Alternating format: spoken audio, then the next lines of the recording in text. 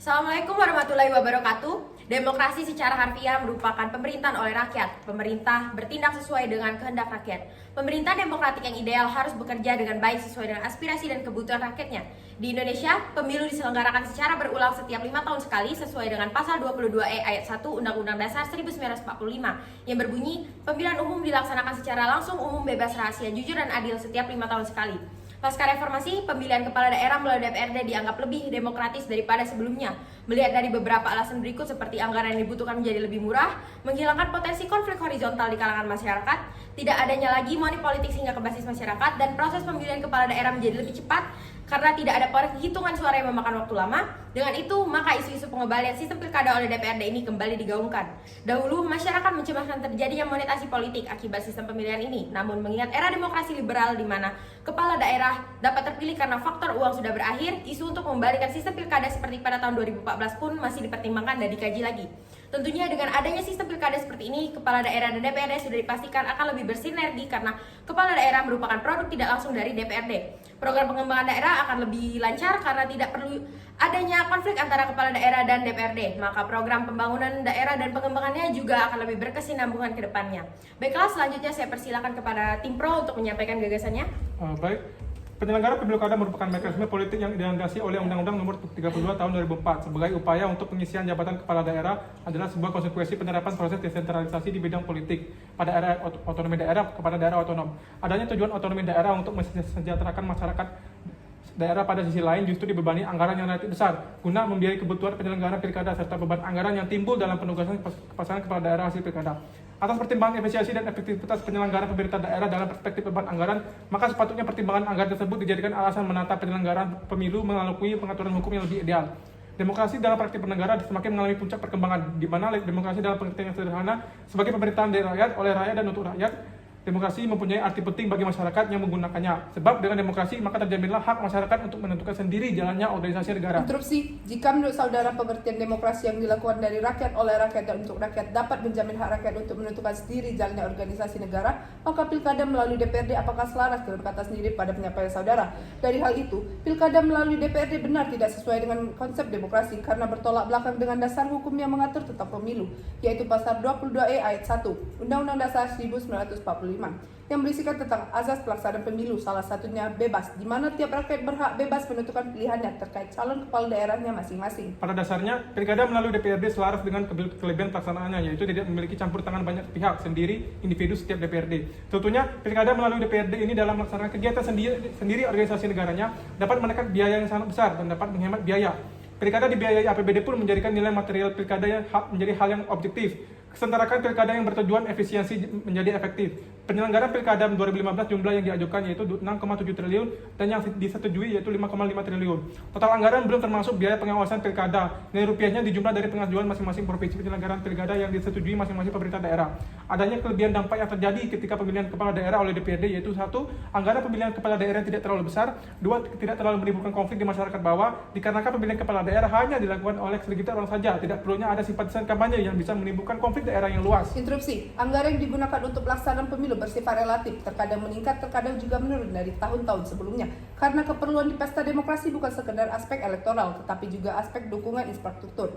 Sebab mayoritas fasilitas tersebut masih berstatus sewa. Memang dianggarkan oleh APBN, tetapi dalam praktiknya banyak KPU di daerah-daerah terpencil menyelenggarakan itu difasilitasi oleh pemerintah daerah masing-masing. Jika menurut saudara pemilihan langsung memakan anggaran yang begitu besar, tampaknya saudara belum berpikir secara logis bahwa praktik pemilihan kepala daerah yang dilakukan oleh DPRD dapat digunakan sebagai sarana politik uang, di mana hal tersebut dilakukan dengan jual beli jabatan oleh DPRD. Hal ini termasuk juga dalam konteks tindak pidana korupsi menurut pasal 209 KUHP tentang suap menyuap. Jenis korupsi inilah yang kerap kali menjerat penyelenggara negara. Kalau saja jabatan dapat diperjualbelikan, tentu kita tidak bisa berharap pelayanan publik bisa optimal terhadap masyarakat. Hal ini dapat menyebabkan hilangnya kepercayaan rakyat terhadap lembaga perwakilan rakyat. Dengan banyaknya aspek dalam dukungan pemilu secara langsung, itu merupakan tanda bahwa penghematan biaya yang dianggarkan APBN sangatlah buruk. Faktanya, biaya pelaksanaan pilkada dikeluarkan untuk semua kebutuhan KPU seperti gaji, peralatan inventaris, logistik, dan lainnya. Dan hal yang Anda sampaikan bahwa mayoritas fasilitas tersebut masih berstatus sewa, itu adalah keliru. Karena hal tersebut sudah ditutup dengan biaya pelaksanaan untuk setiap daerah cukup besar dan tercukupi. Di dalam pemilihan kepala daerah secara langsung, malah justru dapat terjadi praktik politik uang. Adanya politik uang yang dilakukan oleh calon kepala daerah dan tim kampanye. Hal ini dapat melanggar pasal 21 2 PBB tahun 1948 dan pasal 5 ayat 1 dan pasal 20 ayat 1 Undang-Undang Dasar 1945 tentang penyelenggaraan negara yang bersih dan bebas korupsi. Baik, cukup. Selanjutnya kepada tim kontra saya persilakan menyampaikan gagasannya. Baik, salah satu wujud demokrasi adalah dengan pelaksanaan pemilu. Keberadaan yang mendikasi bahwa sebuah negara menganut sistem politik demokratis.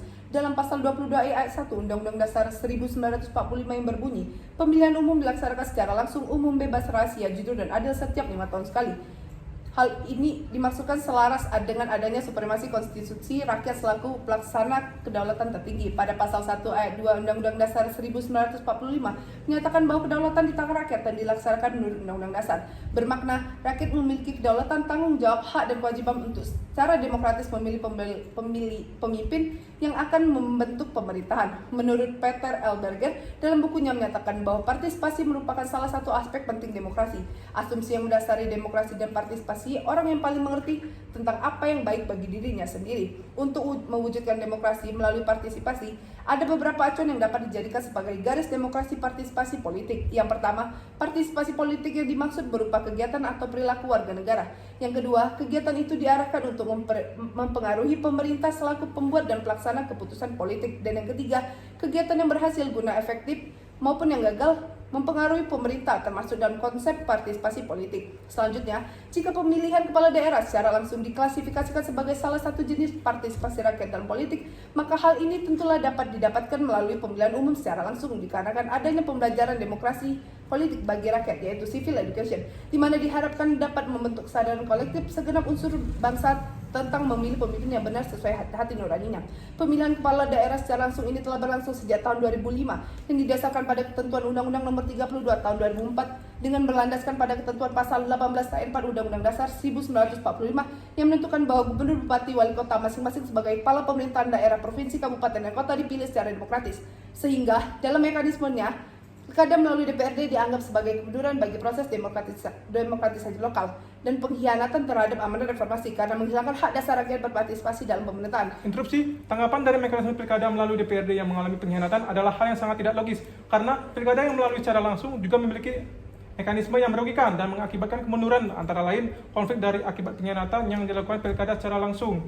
Sedangkan dalam pemilihan kepala daerah melalui DPRD juga memiliki keuntungan bahwa mengurangnya konflik di masyarakat bawah karena mekanisme yang dilakukan memiliki kecenderungan konflik yang sangat rendah. Banyak pertimbangan mendasar mengapa mekanisme pemilihan kepala daerah harus dipilih secara langsung oleh rakyat seperti yang telah berjalan sekarang ini. Pertimbangan menyelamatkan demokrasi adalah hal yang pokok. Yang paling utama dalam demokrasi adalah dari rakyat, oleh rakyat, dan untuk rakyat. Jika pemilihan kepala daerah melalui DPRD, maka kedaulatan rakyat secara langsung ataupun tidak langsung dirampas dan dikebiri. Mekanisme pemilihan kepala daerah melalui DPRD yang diatur dalam Undang-Undang Nomor 22 Tahun 2014 mendapatkan penolakan dari masyarakat luas karena dianggap tidak mencerminkan prinsip-prinsip demokratis. Menurut Michael Rush dan Philip Artov, mereka memberikan definisi tentang partisipasi politik, yaitu menurutnya partisipasi politik adalah keterlibatan individu sampai pada bermacam-macam tingkatan dalam sistem politik. Dalam norma standar demokrasi, dukungan politik yang diberikan oleh salah satu aktor terhadap aktor politik lainnya didasarkan pada persamaan preferensi terpolitik dalam rangka memperjuangkan kepentingan publik. Dan juga setiap warga negara mempunyai hak dan nilai suara yang sama atau one people, one vote, one value concept. Satu orang, satu suara, satu nilai. Oleh karena itu, Undang-Undang Nomor 22 Tahun 2014 kemudian dicabut dan oleh Presiden dengan mengeluarkan peraturan pengganti Undang-Undang Nomor 1 Tahun 2014. Ditegaskan di sana bahwa kepala daerah dipilih secara langsung oleh rakyat dan dilaksanakan secara demokratis berdasarkan asas pemilu. Adanya beberapa kelebihan yang sangat berdampak dalam pemilihan kepala daerah secara langsung. Untuk itu, kelebihan kepala daerah secara langsung antaranya yang pertama, kepala daerah yang terpilih mendapat legitimasi atau pengakuan dari masyarakat karena didukung oleh rakyat yang memberikan suaranya secara langsung. Dan yang kedua, rakyat dapat menentukan sendiri bagaimana sosok pemimpin daerah sesuai dengan harapan rakyat. Dan yang terakhir, adanya checks and balance system antar pemerintah legislatif dan eksekutif.